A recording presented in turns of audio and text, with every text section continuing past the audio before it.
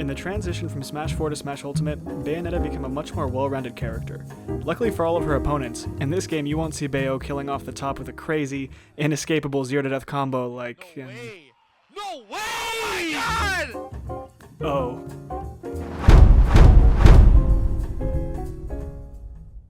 Single hit Witch Twist, or Witch Strike, is an advanced Bayonetta technique where Bayonetta hits the opponent with only the initial launcher hit of up B, without comboing into the rest of the move.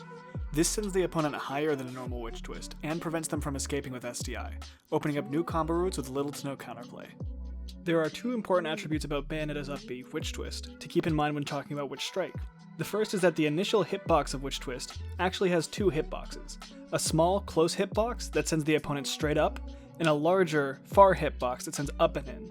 We'll be mostly focusing on this hitbox, as it's the most common one you'll be landing strikes with. Both of these hitboxes are designed to knock the opponent into the rest of the follow-up hits of the up B, which come out directly above Bayo. It's also important to understand how momentum interacts with Bayo's Witch Twist. If you up B while standing still, the Witch Twist will drift slightly forward, again designed to help the move connect into itself more reliably.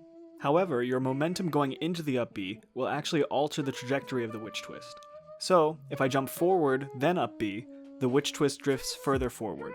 And, much more importantly, if I jump backwards, then up B, the Witch Twist will actually drift backwards as it comes out.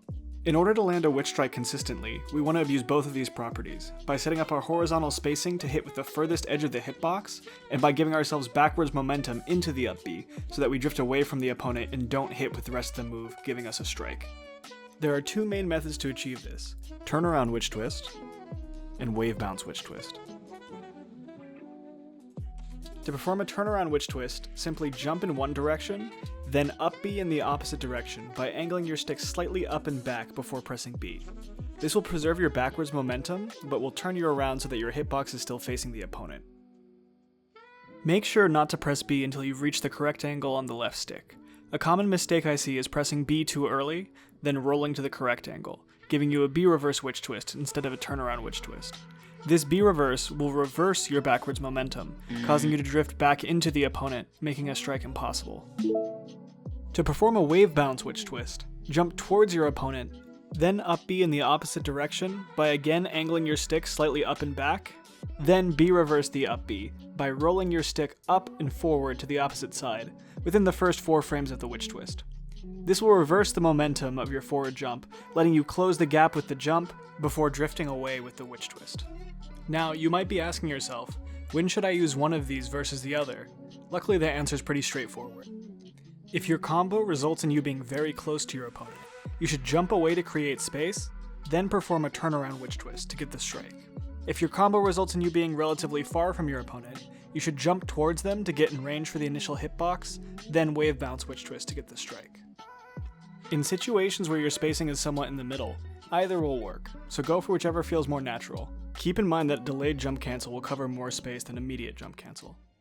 Now that we've gone over how to Witch Strike, I'll be showing you some combo routes that you can use to set up the proper spacing for a strike. Note that if you see a number next to ABK, like ABK1 or ABK3, this refers to which of the 4 hitboxes of ABK I'll be connecting with, as they all have different knockback angles, with ABK1 being the closest hit and ABK4 being the tipper hit.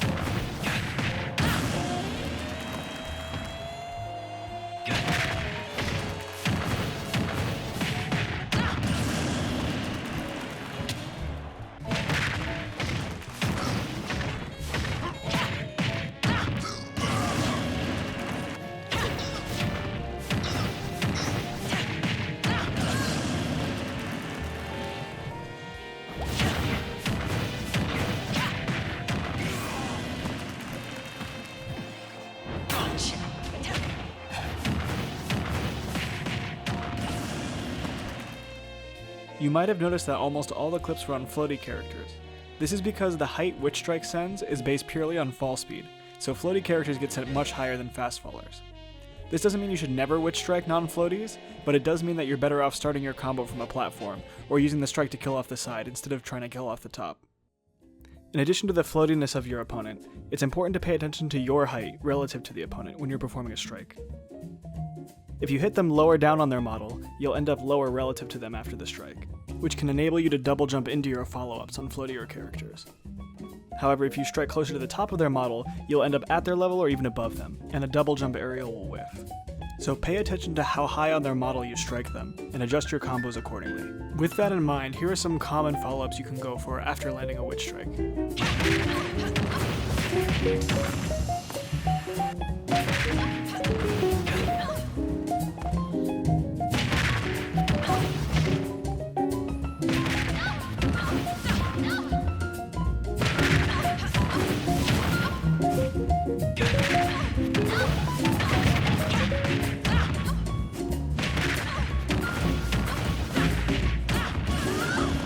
If you find yourself struggling to land double Witch Strike, I find that the most consistent method to land the second one is to do an immediate jump back Witch Twist, making sure to jump cancel on the first or second frame. Fast fallers generally won't get sent high enough for you to follow up with a double jump aerial, but the follow-ups I listed before will still work on them without the jump. You can use strikes versus them in order to combo off the side, where they might normally be able to SDI down or down and away to escape Witch Twist combos. A niche yet surprisingly relevant factor to Witch Strike is how an opponent's Hurtbox shifts when they are hit. Some characters curl up into a ball when they get hit, which can make it hard to land a clean strike. Other characters will stick out their limbs, which can make a strike much easier by hitting the outstretched limb while staying away from the main body. Unfortunately, this animation is highly variable, and depends on what move you hit them with, where on their body you hit them, what direction they're facing, and whether or not you send them into tumble, among other factors. Some humanoid characters like Peach and Kazuya go mostly prone when you hit them with ABK. If you then hit them with Witch Twist, their Hurtbox immediately snaps back upright, making strikes much easier if you aim for their feet. You can even clip their feet by Witch Twisting in the opposite direction to get a reverse strike. This sends the opponent up and behind you, which opens the door to new follow-ups and kill confirms, like rising up air or rising back air. These Hurtbox shifts also make it possible to hit with the inner hitbox of Witch Strike, which sends higher than an outer hitbox strike, and is also much less susceptible to opponent's DI. This is how far the opponent goes when they DI the far hitbox in, no DI, and DI away. Now compare that to how far the opponent goes when they DI the close hitbox in, no DI, and DI away. Looking at these side by side, we can compare the knockback angles, and see that DIing the far hitbox will always send varying degrees of up and in, with DI away sending straight up, whereas the close hitbox will primarily send up with a slight bias to either side. Opponents will often try to DI in versus Witch Strike, in order to get knocked into the rest of the move. This also has the potential to lead into a reverse strike, so be prepared to follow up if they pop out behind you. Speaking of reverse strike, there is actually a method to get them intentionally without relying on Hurtbox shifting. You essentially want to jump into the opponent, then headshot them with the bottom corner of the Witch Twist. Since you have forward momentum, you will continue forward, and they will be launched inward by the outer hitbox of the Witch Strike. You can use it as a kill confirm to finish combos, off ledge, out of shield, after tipper ABK,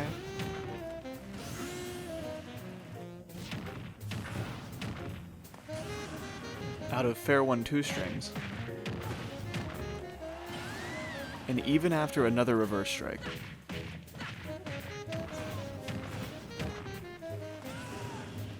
And that's going to conclude my Witch Strike guide. This took a lot longer to make than I was anticipating, so if you enjoyed the content and want to see more guides like this, please drop a like or comment on the video and subscribe to the channel. It means a lot and I really appreciate it. I've been Pop, and I'll see you in the next one.